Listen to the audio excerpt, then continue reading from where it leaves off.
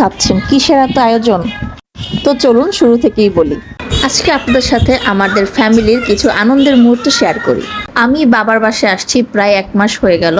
এত লম্বা ছুটি কাটানোর কোনো ইচ্ছাই ছিল না। কাজিনের বিয়ে উপলক্ষে আসছিলাম 10 দিনের জন্য। বিয়ে শেষে রোজই বলি চলে যাব, কিন্তু বাসা থেকে কেউ যেতেই দিচ্ছে না। যাই হোক, ওদিন গেছিলাম আব্বুর দোকানের আশেপাশে একটা কাজে। তো হুট করে মনে হলো বাবার সাথে একটু দেখা করে যাই। দেন বাবা হঠাৎই বললো চলো আজকে আমরা সবাই বাহিরে একটু সময় কাটাই, একটু ডিনার করি। যেহেতু আমি চলে যাব আর 2-3 দিনের ভিতরে, তাই বাবা চাচ্ছিল 2 নাতনিকে নিয়ে একটু সময় কাটাবে। যেই ভাবনা সেই কাজ।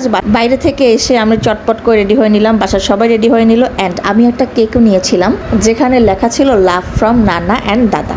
খুশির মুহূর্তগুলোতে একটু কেক কাটিং শাটিং করতে ভালোই লাগে। এই তো তারপর সবাই বের হয়ে পড়লাম এবং নিয়ে নিলাম একটি অটো এবং চলে গেলাম বরিশালের সবচেয়ে বেশি হাইপ তোলা রুফটপ একটি রেস্টুরেন্ট, যার নাম ছিল স্কাই লঞ্চ রুফটপ কিচেন। জায়গাটা বেশ ভালোই লেগেছে, বিশেষ করে যারা ছবি তুলবে তাদের জন্য একদম সুন্দর একটি প্লেস, খুবই ফটোজেনিক চারপাশ। রুফটপ রেস্টুরেন্টটা মানে সদর রোডের বিবি পুকুর পাড়ের এমন একটি জায়গা অবস্থিত যেখানে রুফটপে দাঁড়ালে আপনারা বরিশালের একটা অংশ দেখতে পারবেন। হ্যাঁ, আমাদের বাচ্চারা তো ওখানে গিয়ে খেলাধুলা শুরু করে দিয়েছে। অ্যান্ড এটাই আমার কাল হয়ে দাঁড়ালো, কারণ আমার মেয়ে এইটায় চড়ে এতটা বেশি মজা পাইছে স্লিপ কাইটটা যে সে এইখানেই থাকবে, এখান থেকে যাবে না।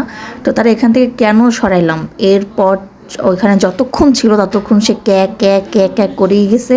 অ্যান্ড আমার মুডটাই অফ হয়ে গেছে। জায়গাটা এত সুন্দর, বুঝছিলাম যে ওরা সুন্দর সুন্দর খেলবে অ্যান্ড আমি টুকটাক ছবি টবি তুলবো, কিন্তু না, আমার মেয়ে এই শান্তি আমাকে দিল না। মানে আমার পাশাপাশি আরো সবারই মুড নষ্ট, কারণ এ শুধু বারবার স্লিপ খাওয়ার ওটাতেই উঠবে, বাট ওটাতে একা একা উঠতে দেওয়া খুব রিস্কি।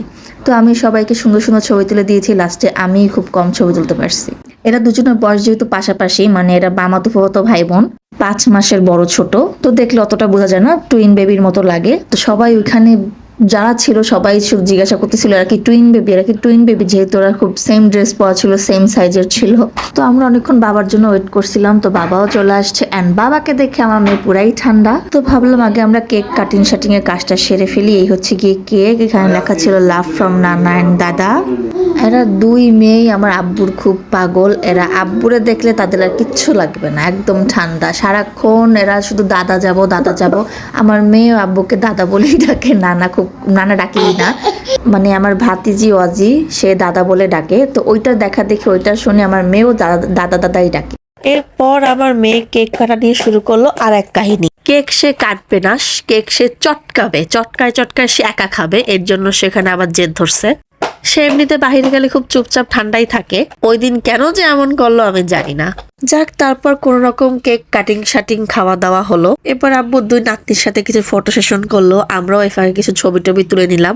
এখানে আম্মু নিজের মনের ভাব প্রকাশ করার চেষ্টা করছে, কিন্তু পারছে না, কারণ ভিডিওটি আপলোড হবে এবং আপলোড হলে আব্বু দেখে ফেলবে। এরপর আমি বললাম যে 2 নাতি শুধু ছবি তুলবে, আমরা তুলবো না। তো চলে গেলাম 2 ভাবি আর আমি এক ননদ। এমনি ছবি তো তেমন তুলতে পারলাম না, অ্যাটলিস্ট এখানে একটা স্মৃতি ধরে রাখি।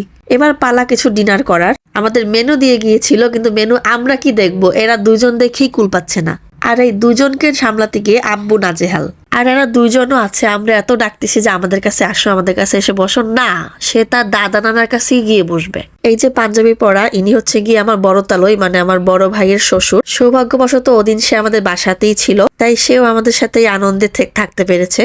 তো আব্বু আমাকে বললো যে যা খাবার সবকিছু অর্ডার দাও, কিন্তু আমাদের অবস্থা এমন হয়েছে কেক খাইয়া যে মানে একটা কেক আমরা সবাই মিলে খাইছি, মানে ওইখানেই পেট ভরে গেছে। আর অনেক রাতও হয়ে গেছিল, যার কারণে যেটা ক্ষুধা তার ছিল না আমাদের। তো লাস্টে কি করবো, আব্বু বললো কিছু তো খাও। প্রথম আমাদের খাওয়ার একদম ইচ্ছা ছিল না, তো লাস্টে আমরা কি করলাম, সবাই মিলে সেট মেনু খাইলাম। খাবারের টেস্ট বেশ ভালোই ছিল, আমরা সবাই মিলে একটা সুন্দর সময় কাটালাম। আসলে এরকম উদ্যোগগুলো আব্বুই সব সময় নেয়, না হয় আমাদের একসাথে এরকম হওয়াই হয় না। যখন আমি বরিশাল যাই সে চেষ্টা করে কোথাও না কোথাও নিয়ে যেতে, বা সে যদি ঢাকাতে আসে আমার বাসায় তাহলেও সে কোথাও না কোথাও নিয়ে যাওয়ার চেষ্টা করে। সে এরকম বাহিরে ফ্যামিলিদের সাথে সময় কাটাতে খুব বেশি পছন্দ করে এবং আব্বুর কারণে আমরাও কিছু সুন্দর মুহূর্ত এনজয় করতে পারি। তো এই ছিল আমাদের সুন্দর একটি সময়ের ভিডিও। আশা করছি সবাই অনেক ভালো লাগবে। আমার এই পরিবারের জন্য সবাই অনেক অনেক দোয়া করবেন। এবং হ্যাঁ, অবশ্যই আমি অনেক দুঃখিত আমার এই নাক টানা ভয়েসের জন্য, আমার প্রচন্ড পরিমাণ ঠান্ডা লাগছে। সবাই ভালো থাকবেন, সুস্থ থাকবেন। Stay tuned and thanks for watching.